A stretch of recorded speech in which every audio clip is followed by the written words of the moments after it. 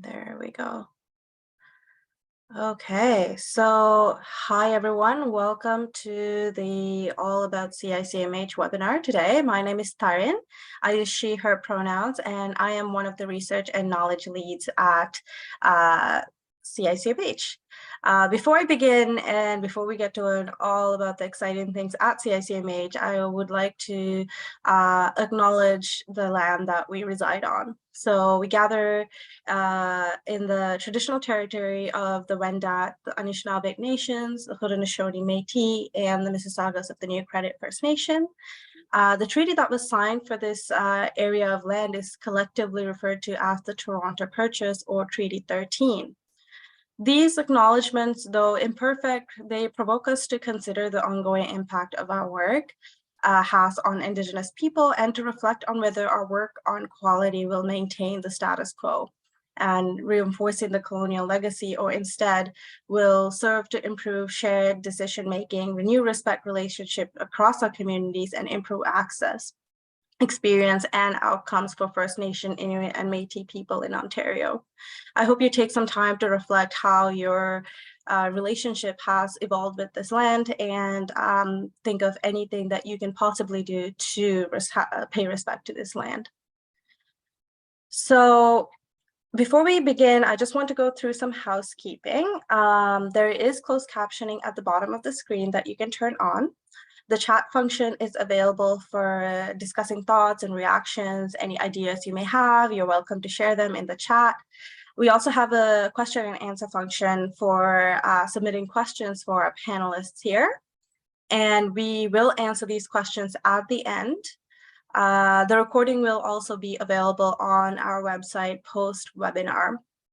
And therefore you can, look at the slides then as well. So without further ado, I want to turn it over to our panelists. Maria, if you'd like to go ahead with the introductions first. Happy to do so. Welcome, everyone. We're really excited to be with you today. My name is Maria Pajan. I go by she, her pronouns, and I am the director here at the center, and I get to work with a great group, and I'm very excited to turn it over to you, Taylor. Good morning, everybody. My name is Taylor. I use they, them pronouns, and I am the bilingual knowledge and research lead here at the center.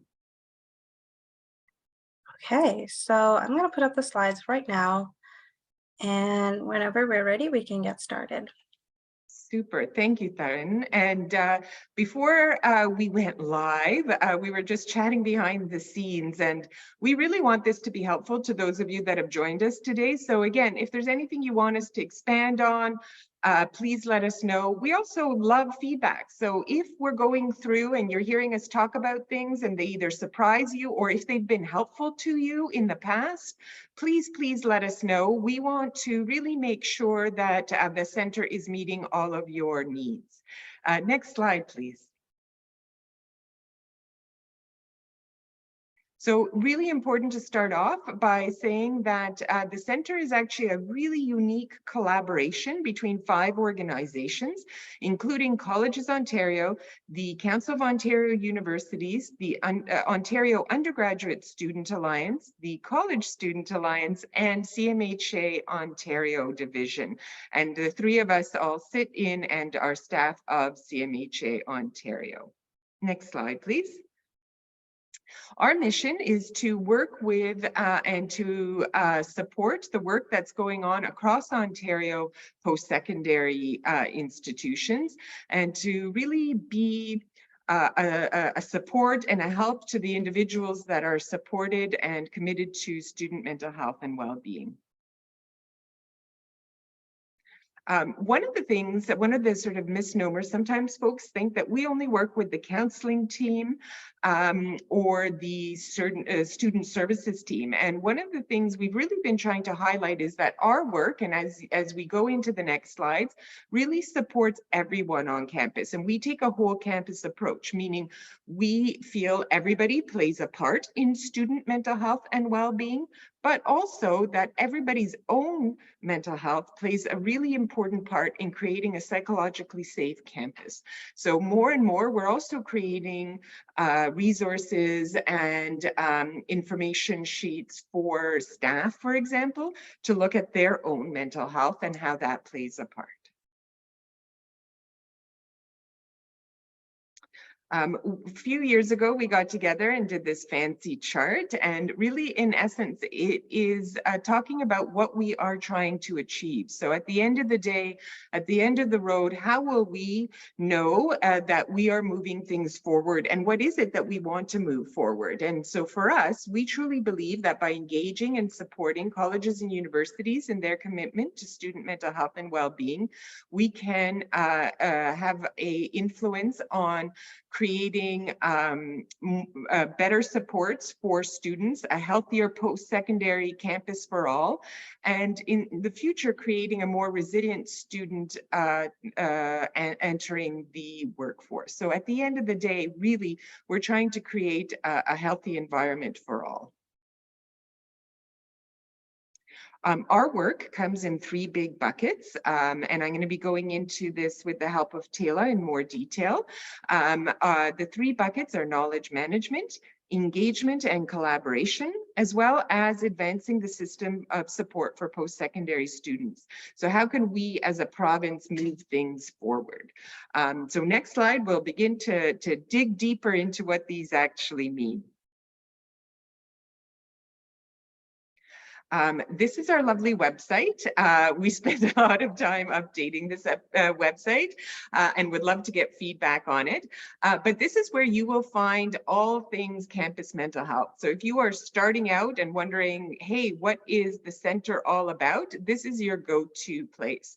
And you'll see we have lots of great resources here, some that we have created and some that we have collated from other organizations. So lots of toolkits, news and events, what's happening, and it is also a great resource to share with those that you work with.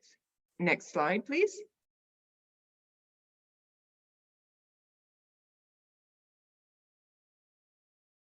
So this is the other website that we have, and folks don't always realize we have 2 websites.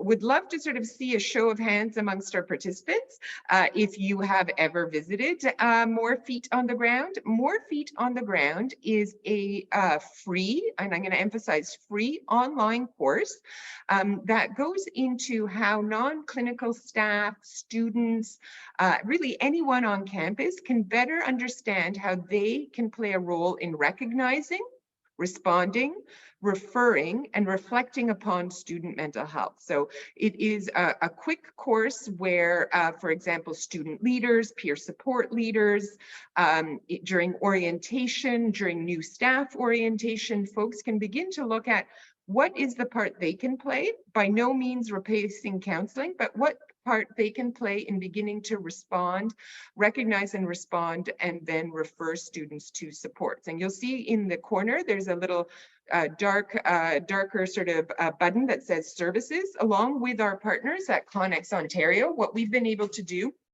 is collate all of the services on campuses in Ontario. So if you are at the University of Guelph, for example, you are able to see, hey, these are the services on my campus. One of the things we've also done, if you scroll down on the first page of More Feet on the Ground, you'll see that we've also created a facilitator's guide. So what we've heard from campuses is More Feet on the Ground is great, the 25 minutes, time well spent, but we want to go into a deeper dive. We want to be able to actually provide a little bit more in-class support, in-person support. And so we've created a free course that campuses are able to take and provide to their students. So it's a step-by-step facilitator's guide, slide deck that schools are able to use.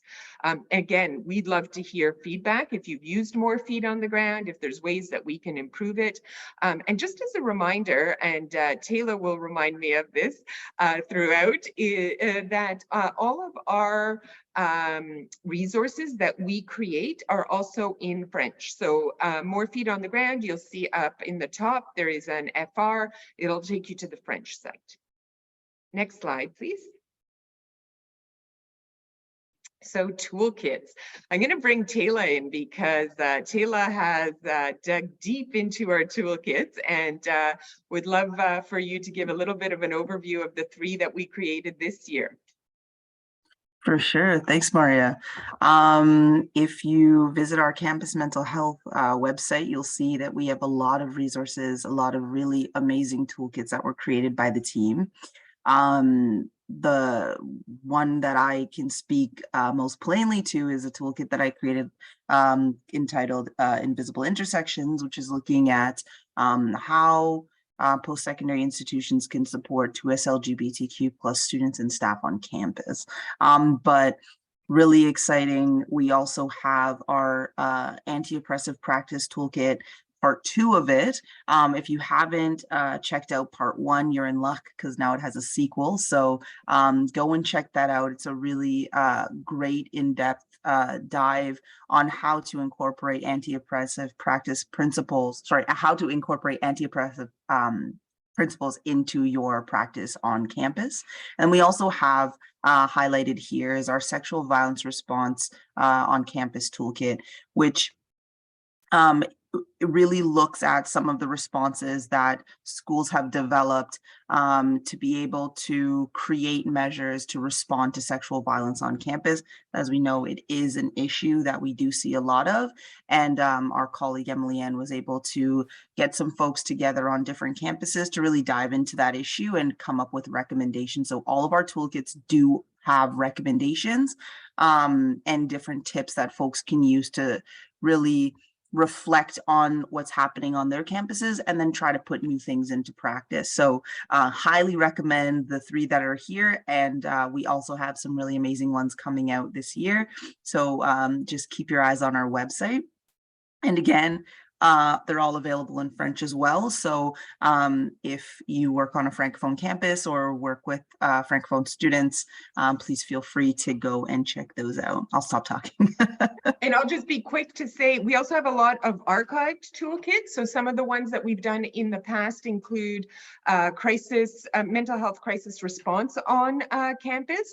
And that really takes you step by step, has great templates for policies, etc. And the one that maybe I'll give folks on the call a sneak preview, the one that you can expect in early summer is looking at supporting international students on campus. Next slide, please.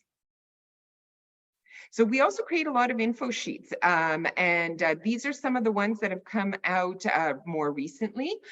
Transition from post-secondary to the workplace, stress and anxiety, trauma-informed practice. And these are really great little cheat sheets, 2 to 3 pages. You can actually print them out. You can put them in your offices, distribute them to students. One of the ones that maybe I'll highlight because we're well into April is one that we've created to support students during exam time. So how to support students through exam anxiety.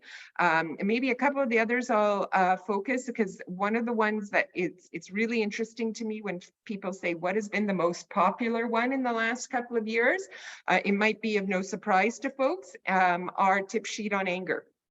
So it has received a lot of comments, and we can see by visitors it is a well-visited info sheet. But again, available in English and in French. And soon, actually, some of the ones that we're developing specifically around international students will be available in other languages. And again, you get a sneak preview that that is something that we are working on. Next slide, please. So webinars, these are some of the webinars that we have highlighted in the last couple of months.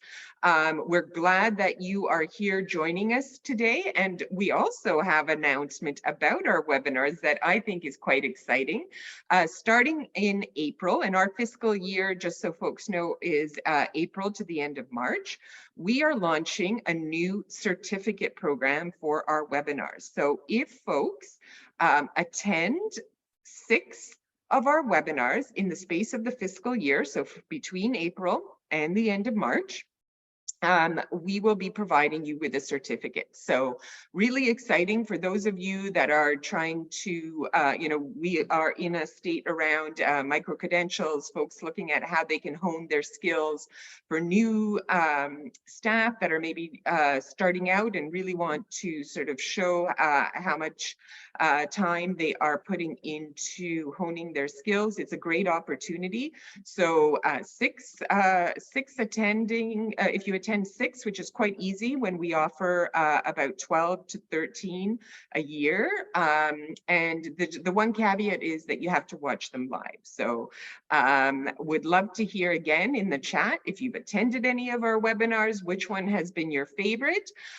In May, we're hosting a webinar on the tracker. So there's a great tracker tool that's been developed for those of you that might be implementing the post-secondary standard on your campus. There's been some updates to the tracker tool. If you're interested in even just having a better understanding of what the post-secondary mental health standards are, we'll have the Mental Health Commission kicking it off. And then the folks that develop the tracker talking in more detail about how it can be used during implementation. And then in June, for those of you that might be frontline, we're actually doing a webinar on motivational interviewing techniques. So we tried to change it up. Lots of interesting ones in the works, and as well in January we had one that was really popular that we've highlighted here, and that's on ACEs. So please have a look. And I just realized I'm wrong, because June is problem gambling and not motivational speaking, interviewing. I think that's coming up early in the fall. Another preview. Another preview. So our podcast, so full disclosure, I love podcasts. I listen to podcasts way too much. And this is my new favorite podcast. So Anne on our team does an amazing job. She really tracks down some interesting folks. And it's a great way of learning something new around campus mental health that perhaps you didn't know about. So some of the newer episodes that we have put out this year, I'm going to turn it over to you for episode 9, Taylor, because you actually did a great interview with Adani. Oh, yeah.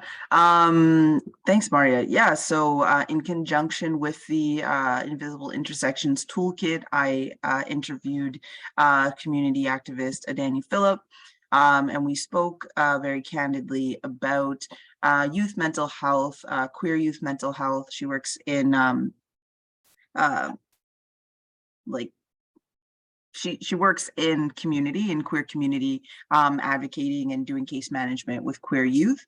And so we just spoke about some of the challenges that queer youth face, especially international queer youth, whether they are coming to study here and already are aware of their queer identity, or having a queer identity discovery while in Canada, and then the challenges that that poses with returning home and also remaining on campus. So please check it out. We have a lot of really awesome episodes, and that's just one of the ones in our archive. Some of the other ones that we put out recently, one is on cannabis and gambling addiction awareness. This is becoming, especially the gambling piece, huge issue on our campuses. We're seeing a real growth in folks talking about gambling addiction, and important to highlight, important to look at. And as well, one of the things folks often ask us is, what is QI? What is QI improvement? How do I do it? How do I start? Right now, we're in the midst of our QI college, but we also have two folks from the EQIP team talking about what in fact is quality improvement and what does it mean for our campuses. Next slide, Darren.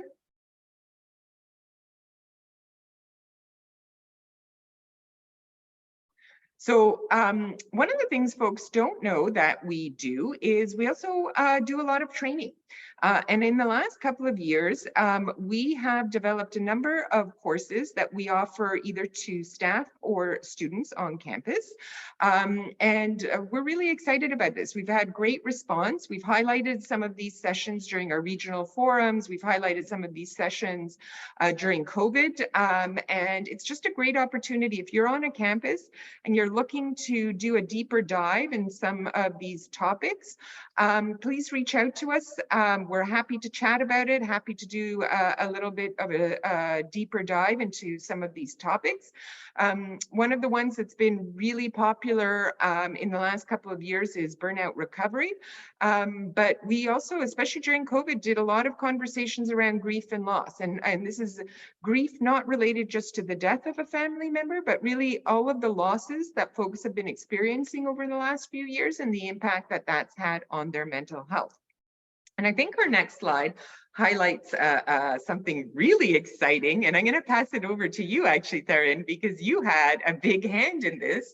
And this is also a bit of a sneak preview, folks, because we really hope you enjoy the next, this segment. Over to you, Theron.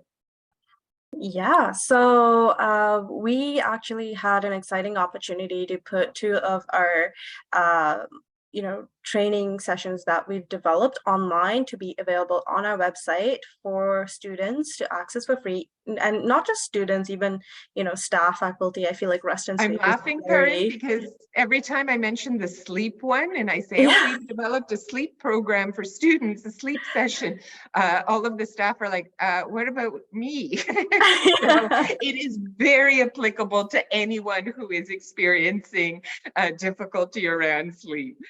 Absolutely, yeah. And what's great about this is it's not meant to take anything any longer than 30 minutes. It's completely free. You can access it on our website. And so the rest and sleep module, it basically talks about, what is rest, what is sleep, the different types of rest and how you can achieve those. And then the transitioning to the workforce module, that basically addresses the challenges that post-secondary students face in terms of their mental health when they transition out of school and into the workforce. And this was the project that I was involved in, so I can speak more about it, but it is a great tool, for students to learn about, the challenges that they may face or feel that solidarity that these are common challenges among a lot of the students. And then, figure out what strategies they can use to address those challenges. And then finally, we also talk about navigating the mental health system within Ontario. So going from, having all of your resources available in one place to now having to find, a family doctor or to find a therapist. How does that work? Where you can go, how you can access, services that are after hours and so on. Yeah. And it's also available in French. Yes. There I knew you would be there reminding us of that important fact. And I would love to hear from folks as we move forward. The previous slide talked about some of our campus mental health work sessions.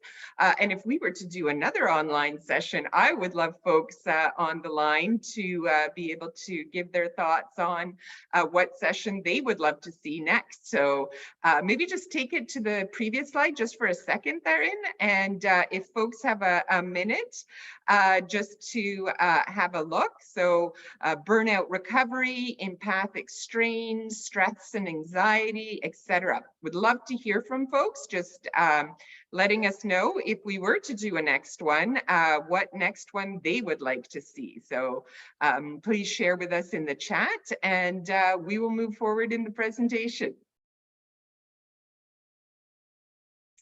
So I did a little bit of a spiel at the beginning about more feet on the ground, a reminder that it's there for you. It's also part of our training sessions. And, you know, one of the things that we've been hearing as folks have been implementing the post-secondary standards on campus, a big piece of that is how do we train up everybody on campus around mental health? And you don't need to start from scratch. It's there for you. Please use it. Last year, we had close to 4,500 individuals take the course. You do get a certificate at the end of it. And again, it's a great thing to put into your day-to-day on campus. And a reminder, if you haven't done it in a couple of years, we do update it. So if you took it 2 or 3 years ago, maybe it's time to retake it and have a look and see the changes we've made. Evaluation capacity project. So this is really exciting. We've been doing this for about 5 years. If you move your phones over to the QI card, you can actually access the application because the applications are now open. So one of the things we know and what we've been hearing for years, and we in fact created an evaluation toolkit that is available in our toolkit section, is that campuses were really struggling with being able to evaluate the programs that they were doing on campus. So how do we evaluate, how do we do a deeper dive into our programs, and how do we actually prove that what we are doing is making a difference, and how do we sort of do that piece? So what we've done is worked very closely with 3 amazing evaluation champions. These are folks that are actually donating their time to us and who have done a tremendous service to folks. And you can actually go to the evaluation section, evaluation toolkit, and see some of the previous projects. But you can now apply. In the next couple of weeks, it's going to close, so please do it sooner than later, to actually have one of these evaluation champions work with you on campus. So this is only for campuses in Ontario who are looking to evaluate a policy or a program, and we'd like a little bit of support, a little bit of guidance, a little bit of mentorship. And we do have 2 streams. So we have a pure evaluation stream, but then we also have a development stream. And it's been identified that there is also the need for folks that are maybe 1 step prior to actually doing the evaluation. So if you're interested, one of the things I'm going to recommend is that you reach out to Emily Ann on our team, and we can put her email in the chat. But more information is also found in the QR code. Would love to see applications coming in. And again, we only have 3 spots for Ontario schools, and we hope that you apply. Next slide, please. So campus community projects. This is something really exciting that we've been doing in the last few years. And in fact, we have created over 50 new projects between campuses and community mental health organizations. And the purpose is really to create intentional partnerships between these 2 groups, the campuses and the community mental health organizations, in a way that does not increase burden on either entity, but at the very its key importance is improving access to supports for students. And in fact, as a result of these projects, we've been able to serve over 40,000 post-secondary students in Ontario. We have 2 streams. We have both a general stream and a counseling project stream. And I'll give you an example of some of the projects we've seen. So for example, a few of the schools have worked closely with their local rape crisis center to be able to provide services. What we've also seen is a number of CMHA branches offering crisis counseling after hours for our campuses. We've also seen a great opportunity to serve students that are perhaps going through unique experiences on a campus. So we had a local community mental health agency, for example, work with a college that had a lot of students who were veterans and who were living with PTSD. The campus itself didn't have the training to support the students, but the local agency did. So they were able to access those services through the community agency. So really looking at what are some of the gaps, what are some of the pieces that maybe a campus isn't able to provide, and how do we build up both the resources of the campus, but also of the community mental health organization. So it's been a tremendous success. We hope in the future we'll be able to create more of these partnerships. So to be announced, but really an exciting project that we've been working on. Communities of practice. So folks are often wondering, how we can connect with each other. So being on a campus, working in campus mental health, no matter which sort of area of focus you might be working on, can feel really isolating. And so a number of years ago, we began, and this is where technology has been great, because we used to do this on the phone, and I can't even imagine how we used to do it on the phone, because we've now moved to Zoom. But quarterly, we bring folks together from the northern, eastern, central, western, and south, sort of that southern Kitchener-Waterloo area. And it's a great opportunity both for campuses and community mental health organizations in that area to come together to share what's new, to share maybe some of the issues that they're seeing, to look at how we might be able to create partnerships, create solutions, work more closely together. And also for us, it's a way of identifying, wait a minute, we're hearing now in 5 regions over and over again that there is a need for more peer support resources. Hence, we've created a peer support toolkit. So it really gives us an idea of where you would want us to focus on and to put our efforts into. In the last year, we've also created some more specific communities of practice, and I'll turn it over to Taylor to go into a little bit of a deeper dive on that.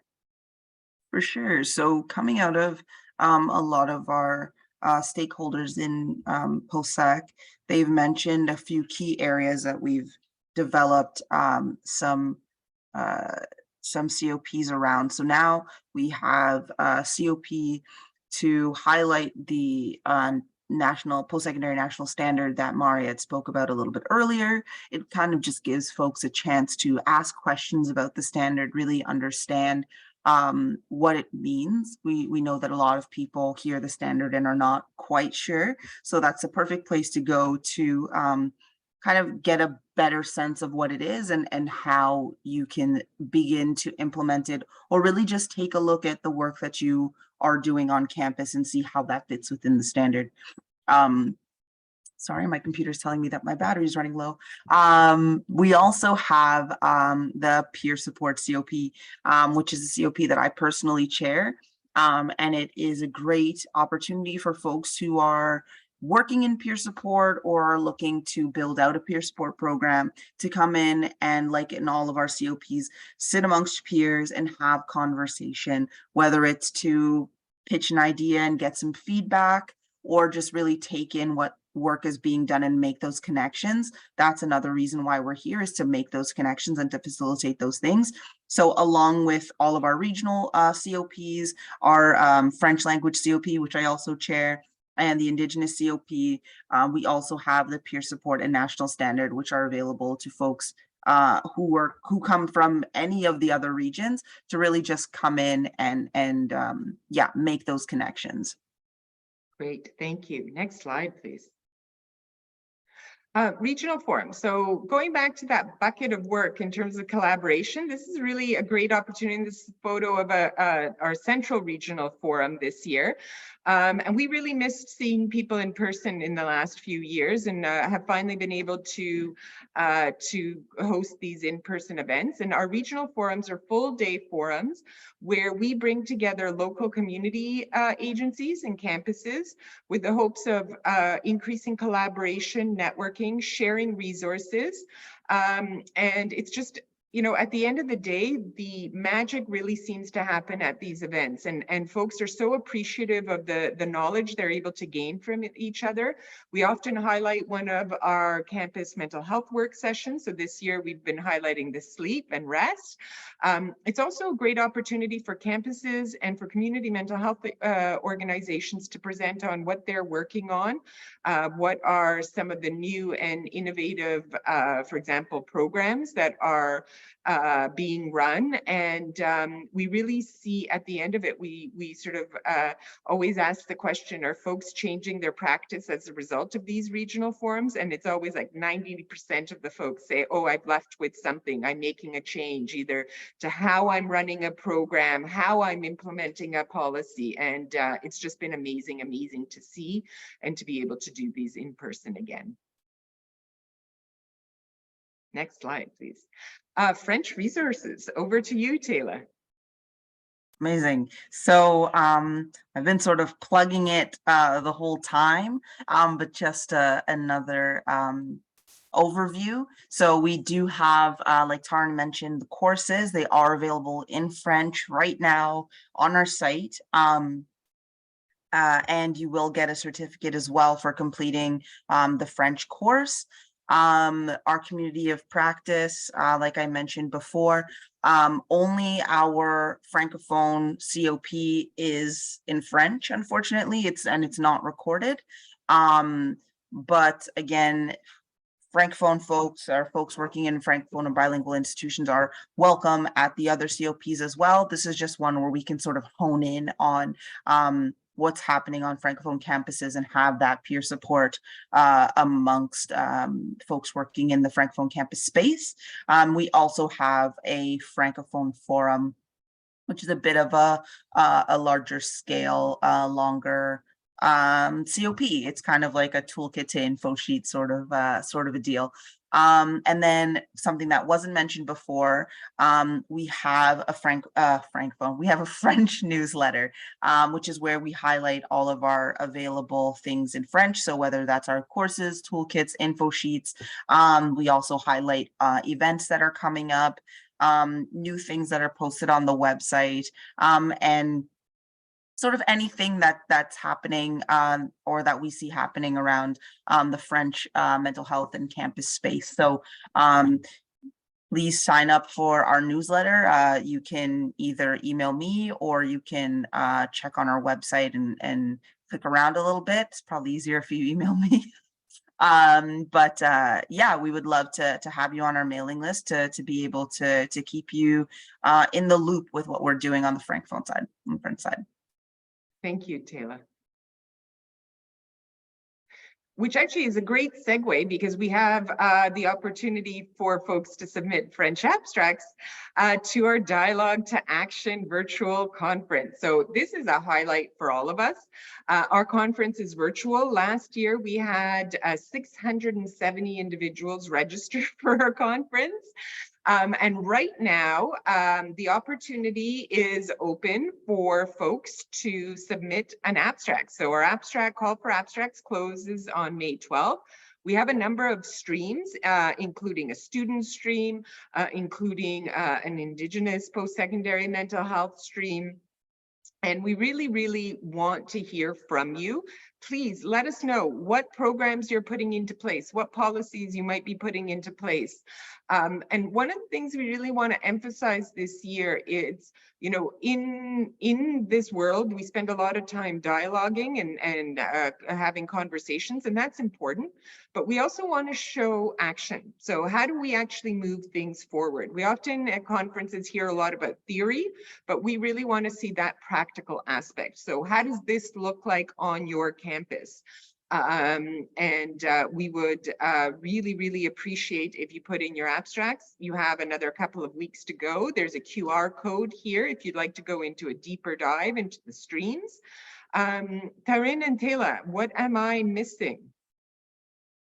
I was just going to add that along with all of our abstracts, we're asking folks to put in a call to action. So we really want to emphasize, like Maria said, moving from conversation to practical. So when you're submitting an abstract, because I'm going to assume you're all going to do it, think about what your call to action is and how you can inspire everybody else at the conference to take action. Love it. Thank you. Taryn, any comments on the conference?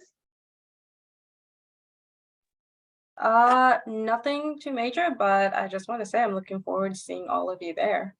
Yeah, definitely. And we always do some fun things too. So last year we had a lot of positive feedback during the lunch hour. We did a little bit of a cooking program. So we also hope you leave with sort of a sense of feeling refreshed as well. Next slide, please. I forgot to mention the captions. Yes, please. So we do love having francophone abstracts in, so shoot that out to everybody. But we also have French language closed captions that are available for all of our English concurrent sessions as well. So we are just trying to make our conference as accessible as possible to folks who need it. Wonderful. Next slide, please. That's it. Oh my goodness, we went through so much. So again, we've got 3 big buckets of work, lots of resources through our knowledge management. We also do a lot of work through collaboration. So our regional forums, our community of practice calls, and our campus community projects. And one of the things I also want to emphasize is the work that we're doing around advancing the system. So Taylor highlighted some of the work that we're doing in terms of our toolkits around anti-oppressive practice. But I also want to highlight for folks that maybe didn't watch our webinar in March, we highlighted the work that Megan on our team did through our Indigenous post-secondary mental health survey. So it's really a tremendous amount of work that Megan did, surveying 200 folks from campuses all across Ontario, both students. In fact, the majority of the respondents were students, and as well as staff, looking at the state of mental health for Indigenous students, as well as some of the recommendations from Indigenous staff and students in terms of moving things forward. Would love to open it up for questions. So just a reminder that if you have any questions, you can enter it into our Q&A button right up at the top or at the bottom, I guess, for some of you folks. I also just remembered that we had some polls that I was supposed to run, but we were on a roll. So I'm thinking we're going to run it right now and get some feedback from you folks. So this is a question we've already been asked, but we're gonna pull it anyway. So have you used a CICMH toolkit before?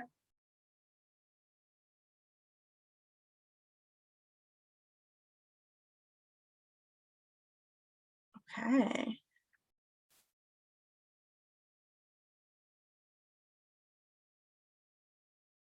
Okay, so most of you folks have not, but I believe one of you have, which is very, very cool. And for those of you that haven't, we would love to get your feedback on those toolkits. Our next question for you is, what kind of topics would you like to see included in future webinars?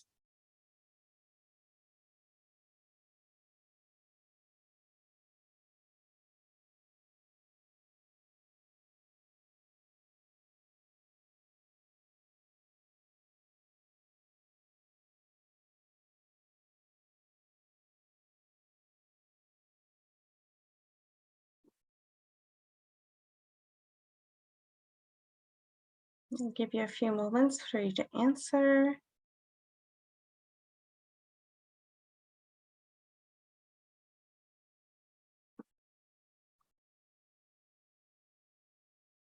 And as folks are answering, what we've listed here as well is our Twitter handle and our LinkedIn handle. And that's a great way of daily hearing what's new, what's happening, what new resources coming out, and to hear about some of the events that we have, as things end up very quickly, registration ends up filling up. Okay. I don't know if I should, and oh, we have a Q&A here. Okay, so we have one participant saying, I am coming to you from the US. I've greatly appreciated the amazing resources available online. Thank you for sharing the gifts. Are the online courses, workshop, etc., coming something that folks outside Canada can access? So in terms of the online courses, More Feet on the Ground, the Sleep and Rest, and the Transition to the Workforce course, 100%. Yeah, those free online courses, definitely. In terms of our conference, you're more than welcome to register for the conference. And actually last year we had a couple of American speakers as well. So there's opportunity for that piece. Our campus mental health works, give us a call. We'll see what we can do, and we can chat about those. Okay, so for that questions, we don't have any responses, but that is a-okay. We'll go to our final one. This is another short answer question, but it's on what kind of topics would you like to see included in our future podcasts? Hey, Taylor, don't you wish we could vote too? I was just gonna say, I can't vote. I'll bring it to the team meeting.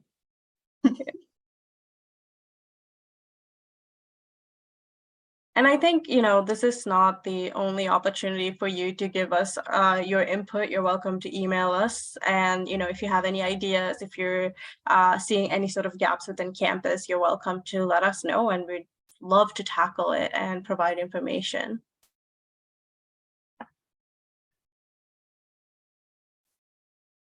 If there's no other questions, oh, thank you so much. We got something in the chat. Yeah.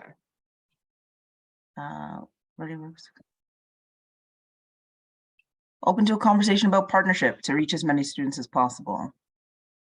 You're connected with Canadian and US schools and students. Amazing. Thank you so much for putting your email in the chat, Matt.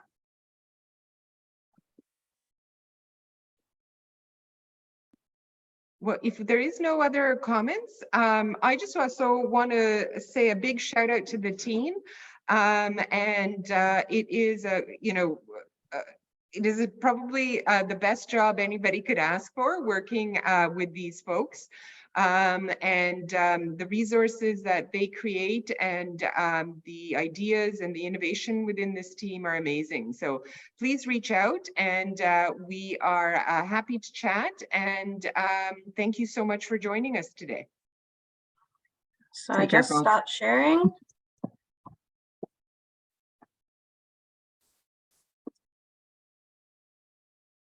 If there's no any other questions, I guess I just want to do a quick reminder in terms of our next webinar that is coming up May 26th on the Campus Mental Health Action Tracker. And also, again, please check our website out, check out the More Feet on the Ground course. And we also want you to encourage you to complete the survey that will be sent out. Thank you so much for joining us. Take care.